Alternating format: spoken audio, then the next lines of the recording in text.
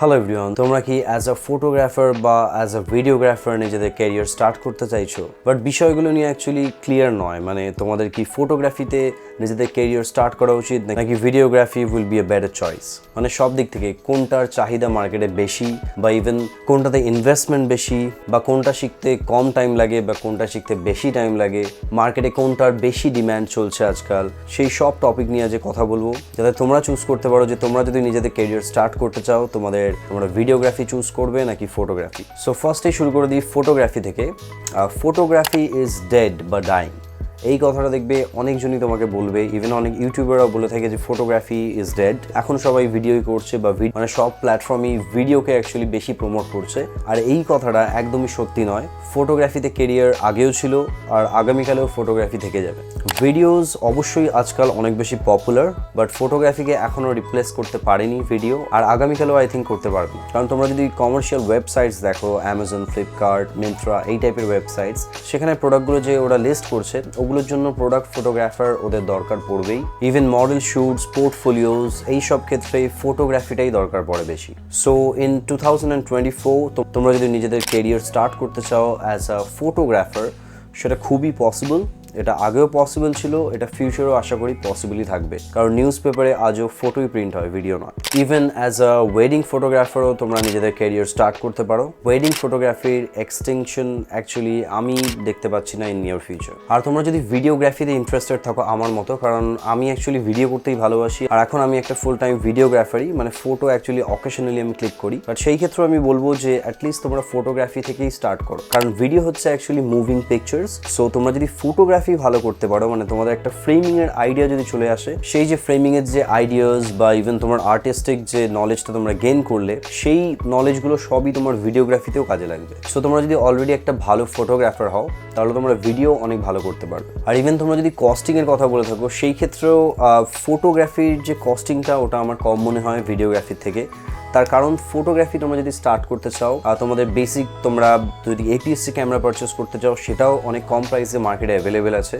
আর যদি ভাবো যে তোমরা ফুল ফ্রেম ক্যামেরাও পারচেস করবে, সেই ক্ষেত্রে তোমরা ইউজড ফুল ফ্রেম ক্যামেরা বাজেটের মধ্যেই পেয়ে যাবে। আর সঙ্গে একটা লেন্স দরকার পড়বে, সেটা তোমরা জুম লেন্সে যদি তোমরা কমফোর্টেবল হও, বা যে টাইপের জনারে তোমরা ফটোগ্রাফি করছো সেটার উপর ডিপেন্ড করে যে তোমরা একটা জুম লেন্সে যাবে নাকি একটা প্রাইম লেন্সে। আর বাই দ্য ওয়ে, তোমরা যদি জুম ভার্সেস প্রাইম জানতে চাও যে দুটো লেন্সের মধ্যে কী ডিফারেন্স বা তোমার জনারের জন্য কোনটা পারফেক্ট হতে চলেছে, সেইটার জন্য আমি অলরেডি একটা ভিডিও বানিয়ে রেখেছি, উপরে কোথাও একটা লিঙ্ক আমি প্রোভাইড করে দেবো।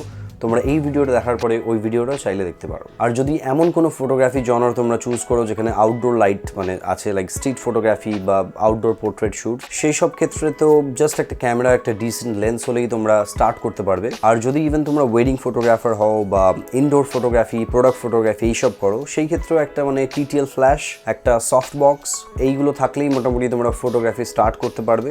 এবার তো মানে স্কাই ইজ দ্য লিমিট, মানে তোমরা যদি চাও যে তোমরা আরও মানে হাইফাই কনস্ট্যান্ট লাইট ইউজ করবে বা অনেক হায়ার কোয়ালিটি গ্লাস পারচেস করবে, F1.2, 1.4, সেগুলো পসিবল। বাট আমি জাস্ট বলছি যে তোমরা যদি স্টার্ট করতে চাও, ফটোগ্রাফিতে খুব বেশি কস্টিং নেই। ইভেন প্রফেশনাল কোয়ালিটির ফটোগ্রাফ ক্যাপচার করার জন্য লেটেস্ট অ্যান্ড গ্রেটেস্ট ক্যামেরা না হলেও হবে। মানে তোমরা যদি যখন ইউজড মার্কেটে যাও, তোমরা দেখবে যে ক্যানন 5D বা 6D এইসব যে ক্যামেরাগুলো ছিল, মানে ফুল ফ্রেম ফ্ল্যাগশিপ ক্যামেরাস, ওগুলো অনেক কম প্রাইসেই অ্যাভেলেবেল আছে। আর সেই ক্যামেরাগুলো ইউজ করে তোমরা প্রফেশনাল কোয়ালিটি পিকচার ক্লিক করতে পারবে। তার একটা মেইন রিজন হচ্ছে এত বছরের মানে টেকনোলজি ইমপ্রুভমেন্টে ক্যামেরার যে বাকি অ্যাসপেক্টগুলো আছে, লাইক অটো ফোকাসিং, আইবিএস, এগুলো ইমপ্রুভ হয়েছে। বাট যদি কোর তোমরা পিকচার কোয়ালিটির মধ্যে দেখো, সেটার মধ্যে খুব বেশি ডিফারেন্স হয়নি। মানে আজ থেকে 10 বছর আগের যে ফুল ফ্রেম ক্যামেরাগুলো ছিল, সেগুলো দিয়ে তোমরা একটা ডিসেন্ট ফটো ক্যাপচার করতে পারবে। মানে সোললি যদি পিকচার কোয়ালিটির কথা বলে থাকো, পিকচার কোয়ালিটির মধ্যে খুব বেশি আমরা ডেভেলপমেন্ট দেখতে পাইনি। এবার চলে এসেছি ভিডিওগ্রাফিতে। ভিডিওগ্রাফি অ্যাকচুয়ালি মার্কেটে এখন খুবই পপুলার, আর ভিডিওগ্রাফার যদি তোমরা হও, তোমরা বেশি কাজ পাবে, এটা ফর শিওর। এবারে সবাই তোমাকে বলবে যে ভিডিওগ্রাফি অনেক পপুলার, তার জন্য মানে ভিডিওগ্রাফারের চাহিদা বেশি। সেটা অ্যাকচুয়ালি ট্রু নয়, কারণ আমার এক্সপিরিয়েন্স আমি যেটা বুঝলাম, মার্কেটে ফটোগ্রাফারের সংখ্যা বেশি, ভিডিওগ্রাফারের সংখ্যা কম। তার জন্য ভিডিওগ্রাফিটা অলওয়েজ অন ডিম্যান্ড, মানে সবাই ভিডিওটা অ্যাকচুয়ালি অনেকজন করতে চায় না বা করতে পারে না, বা সেই ইকুইপমেন্ট তাদের কাছে নেই। কারণ ইন্ডিয়াতে অ্যাকচুয়ালি ফটোগ্রাফির চলটা অনেক আগে স্টার্ট হয়েছে, আর ভিডিওগ্রাফি ব্যাপারটা সবে মানে এখন মানে ট্রেন্ড মানে ওটা ধরেছে। সো তার জন্য ফটোগ্রাফি লাইনে তোমরা অনেক লোক পেয়ে যাবে, অনেক ভালো ভালো ফটোগ্রাফার পেয়ে যাবে।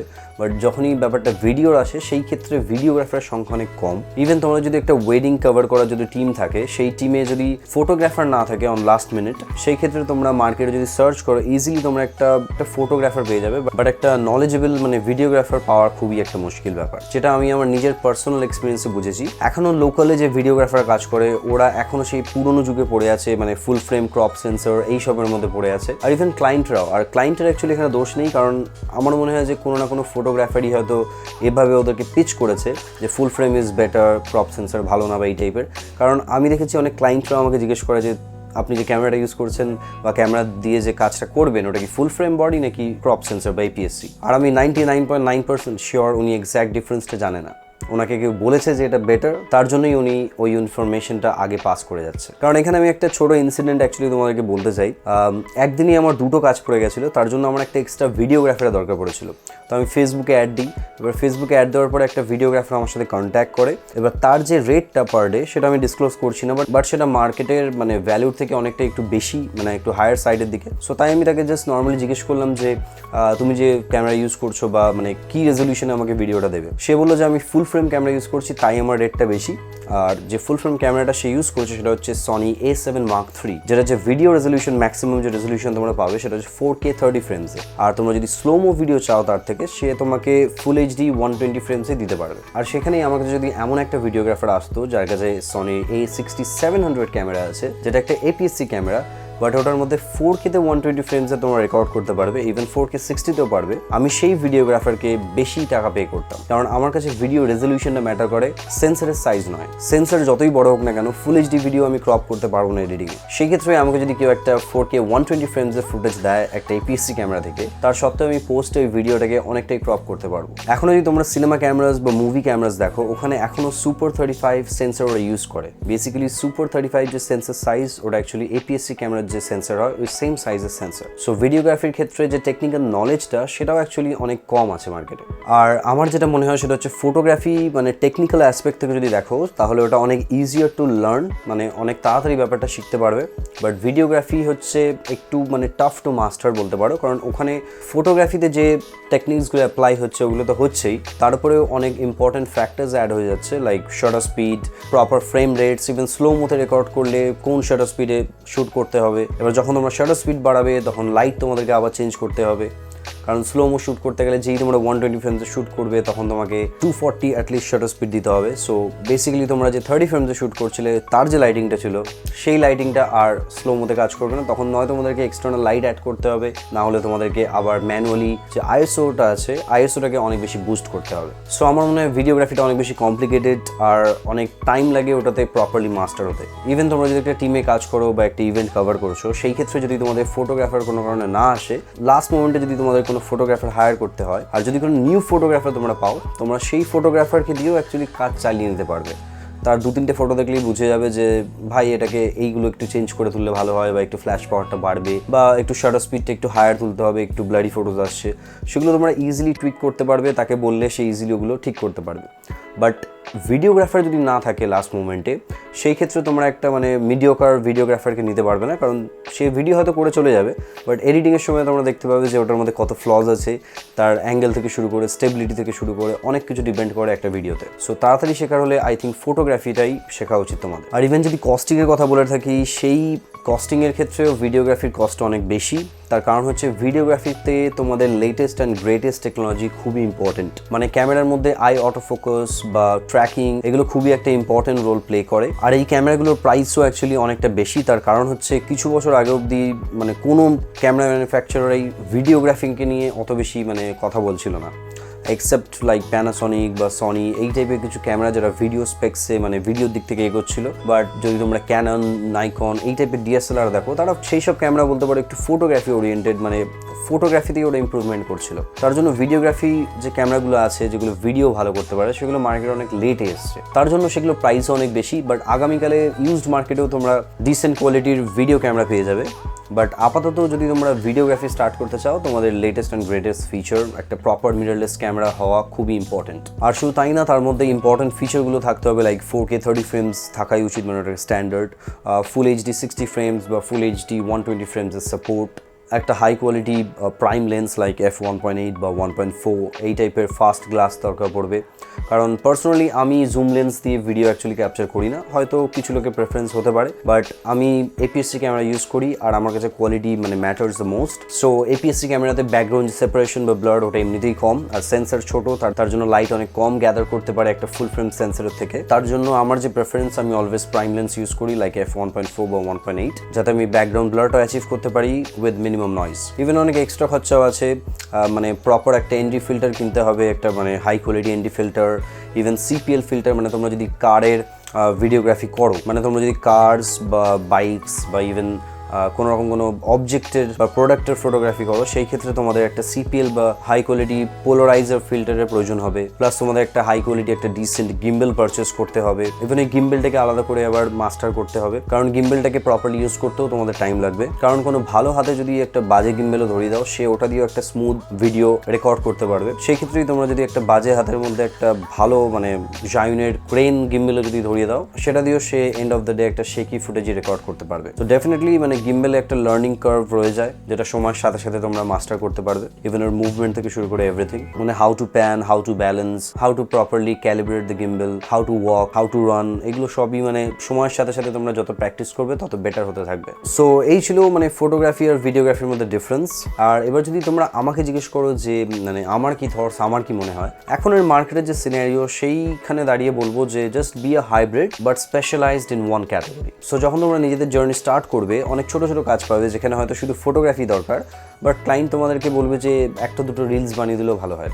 সেই ক্ষেত্রে তোমার কাছে ওই বাজেটটা থাকবে না যে তোমরা একটা ভিডিওগ্রাফার হায়ার করবে। সো তোমাকে নিজেকেই অ্যাকচুয়ালি দুটো করতে হবে। আর ইভেন ভাইস ভার্সা, অনেক তোমরা এরকম ক্লায়েন্টও পাবে যেখানে বলবে যে পার্টিকুলার আমার ইনস্টাগ্রামের জন্য আমাকে দুটো রিলস বানিয়ে দিতে হবে, বাট হ্যাঁ সঙ্গে করে ফটো এডিট করে দিলেও ভালো হয়। সেই ক্ষেত্রে তুমি বলতে পারবে না যে আমি ফটো তুলতে পারি না, আমি শুধু ভিডিওগ্রাফি করতে পারি, এটা পসিবল না। সো আই থিঙ্ক দুটোই শেখা উচিত, বাট একটা জিনিসে তোমাদেরকে মাস্টার হতে হবে যেটা তোমার থেকে ভালো কেউ করতে পারবে না। এবার সেটা তোমরা নিজেদের প্রেফারেন্স হিসেবে চুজ করতে পারো। তোমরা যদি ফটোগ্রাফি ভালো লাগে, তোমরা ফটোগ্রাফিতে মাস্টার হতে পারো, আর তোমাদের যদি ভিডিওগ্রাফি ভালো লাগে আমার মতো, তাহলে তোমরা ভিডিওগ্রাফিকেই ইমপ্রুভ করতে পারো। এবারে পরে যখন তোমরা কোনো টিমের সাথে কাজ করবে বা নিজের টিম বিল্ড করবে, তখন তোমরা পার্টিকুলারলি ওই মানুষটাকে হায়ার করতে পারো যে সেই ফিল্ডটাতে স্পেশালিস্ট। ভাবো যে তুমি মানে খুব ভালো ফটো তোলো, তুমি একটা মানে তোমার যে কমফর্ট জোন সেটা ফটোগ্রাফি, তাহলে অলওয়েজ সার্চ করে এমন একটা পার্সন যে ভিডিওগ্রাফিটাকে ভালো করে, তাহলে তোমার টিমটাও কমপ্লিট হয়ে যাবে। বাট এমার্জেন্সিতে সেই মানুষটাও যাতে ফটো তুলতে পারে আর তুমিও যাতে ভিডিও করতে পারো, সেই কমফোর্টেবিলিটিটা থাকতে হবে দুজনের মধ্যেই। আরেকটা ইম্পর্টেন্ট টিপ, সেটা হচ্ছে just be your own editor. যেটা আগেই বললাম, যদি ফার্স্ট তোমরা কাজ শুরু করো, তোমরা অনেক ছোট কাজ পাবে, অনেক কম বাজেটে পাবে। ইভেন মার্কেটে যদি তোমরা কম্পিট করতে চাও বাকি যারা অলরেডি এস্টাবলিশ হয়ে গেছে, তোমাকে অলওয়েজ ওদের থেকে মানে কম চার্জ করতে হবে। এবার বলছি না যে অলওয়েজ তুমি ওদের থেকে কমই চার্জ করো, বাট অ্যাটলিস্ট মানে লোক তো তোমাকে চেনে না, মানে তোমাকে কেন কাজ দেবে, যেটা আমার সাথে হয়েছে। মানে আমাকে চেনেই না লোক, আমাকে কেনই আসবে? আমি বাড়িতে বসে যতই ভালো ভিডিও বানিয়ে নিই, যতই ভালো ফটো ক্যাপচার করি, সেই ক্লায়েন্টটা নিজে পাড়ার ওই ফটোগ্রাফের দোকানটাতেই যাবে যেখানে সে পাসপোর্ট ফটো তুলতে যায়। সো ফার্স্টে নিজের পোর্টফোলিও বানানোর জন্য বা ইভেন ক্লায়েন্ট ধরার জন্য তোমাকে নিজের কাজটাকে অ্যাকচুয়ালি দেখাতে হবে। সো আই থিঙ্ক আমার মনে হয় ফ্রিতে কাজ করার থেকে কম প্রাইসে কাজ করা ভালো। আর কম প্রাইসে যখন তুমি কাজ করবে, তুমি এডিটর বা অন্য ভিডিওগ্রাফার, অন্য ফটোগ্রাফার সব হায়ার করতে পারবে না। আর আজকাল অ্যাকচুয়ালি মার্কেটে মানে ভালো এডিটরের সংখ্যা অনেকটাই কম, আর ইভেন যারা আছে তারা অনেক মানে তাদের যে চার্জেস ওটা অনেকটা হাই, আর সেটা খুবই মানে অ্যাকসেপ্টেবল, কারণ ওদের কাজটাও অনেকটা বেশি কঠিন। বাট তোমরা যদি অ্যাজ আ মানে স্টার্ট করতে চাও, আমি বলবো যে নিজের ফটো বা নিজের ভিডিও নিজেই এডিট করো। তার একটা প্লাস পয়েন্ট আছে যে তোমাদের বসে থাকতে হবে না, মানে অফ সিজন বা যে টাইমে তোমার নিজের কাজ নেই, তুমি যদি নিজে অ্যাজ আ এডিটর নিজেকে প্রমোট করতে পারো, তাহলে দেখবে তোমরা অনেক এডিটিংয়ের কাজও পাবে। সো অ্যাজ আ এডিটরও দেখবে তুমি অনেক কাজ পাচ্ছো, অনেক লোক তোমাকে হায়ার করছে। But always remember specialized in one, যেটা খুবই ইম্পর্টেন্ট। এবার ফিউচারে যদি তোমার মানে টিম বড় হয়ে যায় বা তুমি প্রচুর কাজ পাচ্ছো, তখন তোমার অ্যাকচুয়ালি এডিটিং করার টাইমই থাকবে না। তখন তুমি একটা এডিটরকে হায়ার করতে পারবে বা তোমার টিমে ইনক্লুড করতে পারবে যে তোমার কাজগুলোকে এডিট করবে।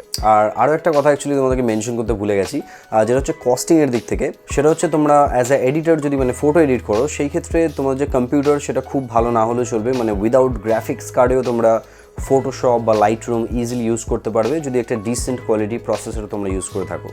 বাট সেই ক্ষেত্রেই তোমরা যদি ভিডিও এডিট করতে চাও, মানে বিশেষ করে 4K ভিডিও, সেই ক্ষেত্রে তোমাদের কম্পিউটারটা অনেক বেশি পাওয়ারফুল হতে হবে, কারণ যে 4K ফাইলস ওগুলো অনেক বেশি ডিম্যান্ডিং হয়। মানে ওটার জন্য গ্রাফিক্স কার্ড, 32 GB র্যাম, মানে এগুলো নেসেসিটি, এগুলো লাগবেই। এগুলো ছাড়া প্রপারলি তোমরা এডিট বা কোনো রকম কোনো animate, even basic like text অ্যানিমেশনও অ্যাড করতে পারবে না। সো এটা অলওয়েজ মাথায় রেখো। আর যদি তোমাদের কোনো প্রশ্ন বা কোয়ারিজ থাকে অলওয়েজ নিচে কমেন্ট করো। আর thanks for watching, see you on the next one.